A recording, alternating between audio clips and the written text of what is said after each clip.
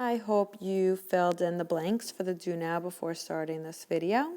If two line segments are the same length, then they are congruent.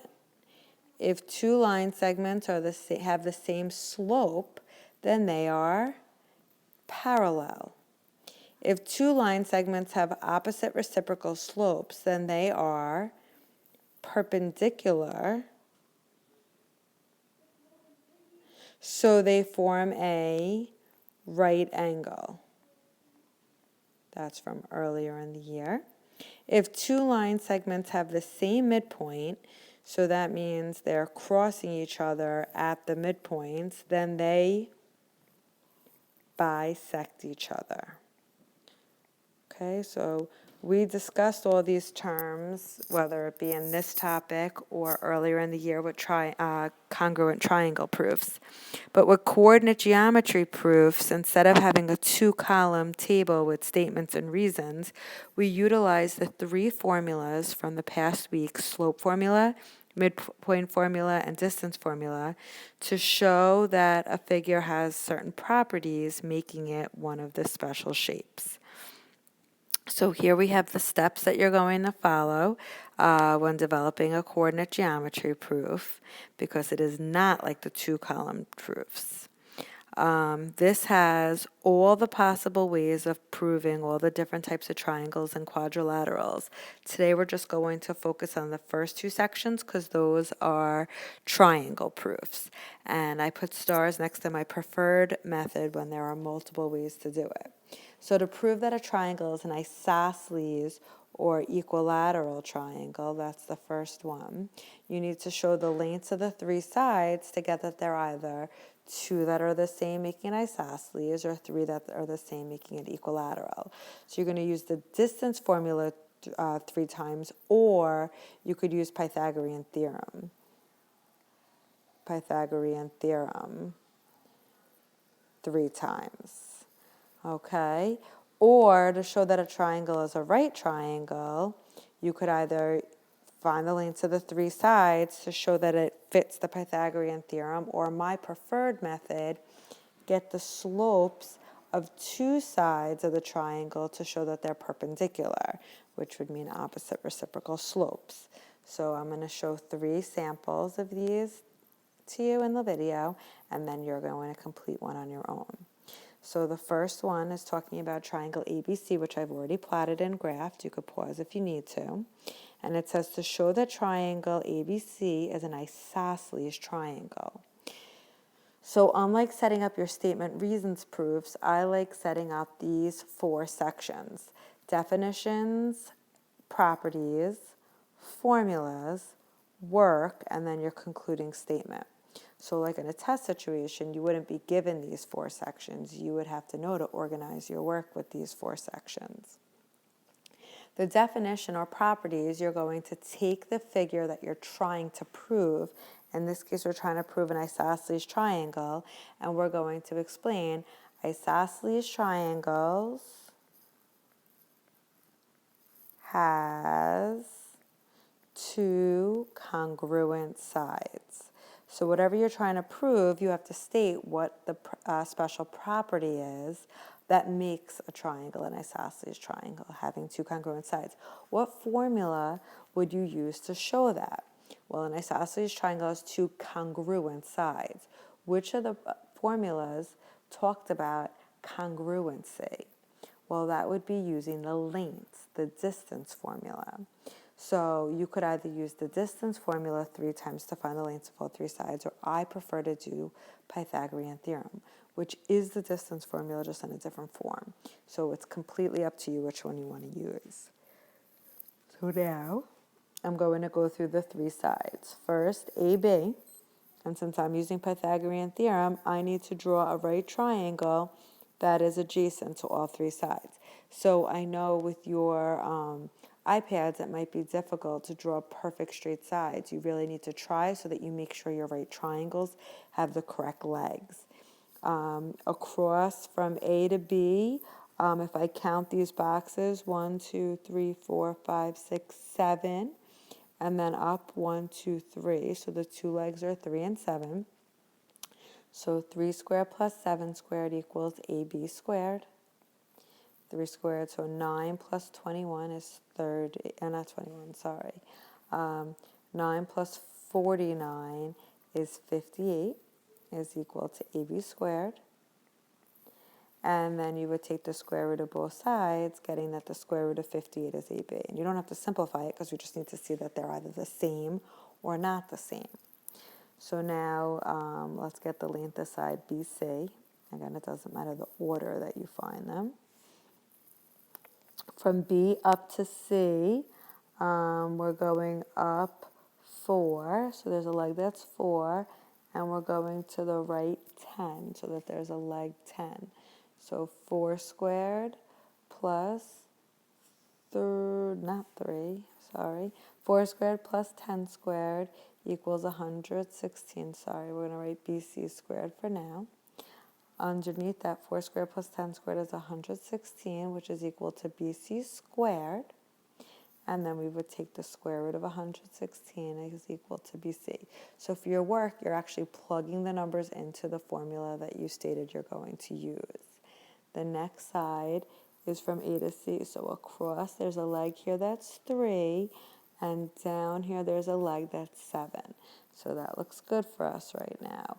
AC has a leg that's 3 and a leg that's 7. That looks familiar because we saw that earlier. AC squared. 3 squared plus 7 squared, again, is 58, equals AC squared. Take the square root of both sides, we get 58 equals AC.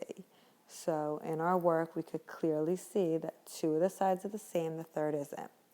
If a coordinate geometry proof tells you to prove that a triangle is an isosceles triangle, it's going to be an isosceles triangle. So if you don't get that, you made a mistake in your arithmetic. So now I could say, what did it ask us to prove? Show that it's an isosceles triangle. Triangle ABC is an isosceles triangle because it has 2 congruent sides. So the first section, we stated that it had to have 2 congruent sides. Then we state the formula we're going to use. We show the work of plugging all 3 sides into that formula. And then say, yes, the triangle is an isosceles triangle because it does have 2 congruent sides. The next one asks us to show that a triangle is a right triangle. So again, I plotted the 3 sides. But now for the first section, I'm going to define what a right triangle is because we're trying to prove a right triangle. A right triangle contains a right angle. So if you refer back up to the do now, when we're talking about a right angle, what does that mean? We need perpendicular sides. Perpendicular sides would give us a right angle. Well, in order to show 2 sides are perpendicular, what formula would do that? Slope formula. So which 2 sides are we going to get the slope of? I look at the triangle. I identify that angle N is the one that appears to be right. So I'm going to find the slopes of the 2 sides making up that right angle. So first, let's get the slope formula. I'm going to put slope equals y2 minus y1 over x2 minus x1. Okay, the work, we're going to get the slope for ln, and we're going to get the slope for nm. Okay, I forgot to change colors. So for ln, we could use the slope formula, or I could count boxes since I graphed it. From L to N, the rises, the change in y is up 4, the change in x is right 3. So the slope is the change in y, 4 over 3. For nm, so if you're getting it just by counting boxes, show me the work that way. If you want to plug into the formula, you could do it that way. So for nm, I'm going to go down 1, 2, 3, right 1, 2, 3, 4. So down 3, right 4, down 3, right 4. And do you recognize positive 4 over 3, negative 3 over 4? These are opposite reciprocals.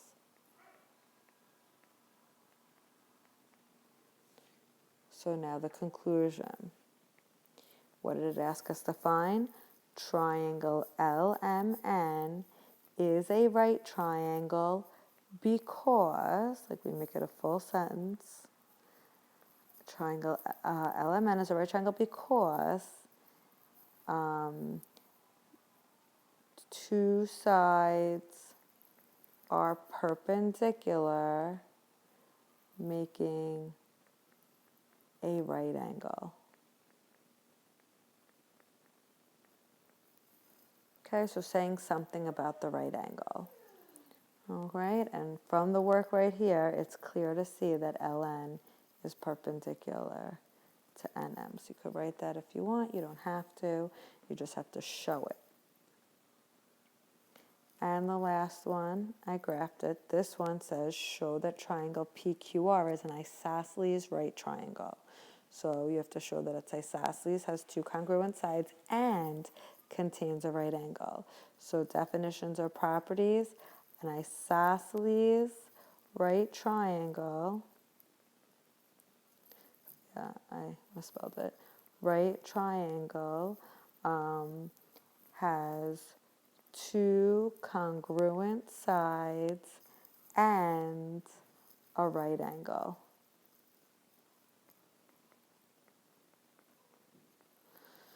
To show the two congruent sides, I'm going to use two congruent sides. I'll use a squared plus b squared equals c squared. To show the right angle, I'm going to use slope equals y2 minus y1 over x2 minus x1, or I could just say rise over run if because I'm counting boxes really. Okay, so my work, I'm going to first find the length of all three sides. So PQ, if I draw the right triangle, it's going to be a leg of 1 and a leg of 7. So to get PQ, do not disturb me right now. I'm going to put in 1 squared. Okay, 1 squared plus 7 squared equals whatever PQ squared is. This is going to give me 50 equals PQ squared. And then you don't have to simplify it. Again, you could just keep it the square root of 50. Okay, now to find the length of side QR, we have a leg that's 4 by a leg that's 3. Ooh, that's nice because that's your 3, 4, 5 triangle. QR is a 3, 4, 5, so we know that that's going to be 5. And then we have PR, which is 3, 4 by 3. Beautiful. So again, it's a 3, 4, 5. So it's the 5. And again, we see that 2 of the sides are congruent. So we've shown that it's an isosceles triangle. Now, let's show that it is a right triangle. So looking at this, which two sides appear to be making a right angle? I would say these two. So I'm going to get the slope of RQ and RP. So RQ slope equals, starting here, I'm going to do rise 3 over 4. And for RP, and for an isosceles triangle, the legs are always going to be the side that forms the right angle. So when you see that those are the two sides that are congruent, QR and PR, then you know that those are the only two sides you have to get the slope of. I should have mentioned that. So for RP, here to here, I'm going to go down 4, right 3. So that has a slope of -4 over +3. And then you should recognize that these two are opposite reciprocals. So then you know that RQ is perpendicular to RP. So on the first side, we show that the sides are congruent. Over here, we're showing that they're perpendicular. So now I could safely state triangle PQR is an isosceles right triangle. Can you read that a little close, quieter? PQR is an isosceles right triangle because it has two congruent sides and contains a right angle. So you have to show both of that, and then you have to state both of those things in your concluding statement. So now for number 4, you're doing another one like this, where you have to show that it's an isosceles right triangle.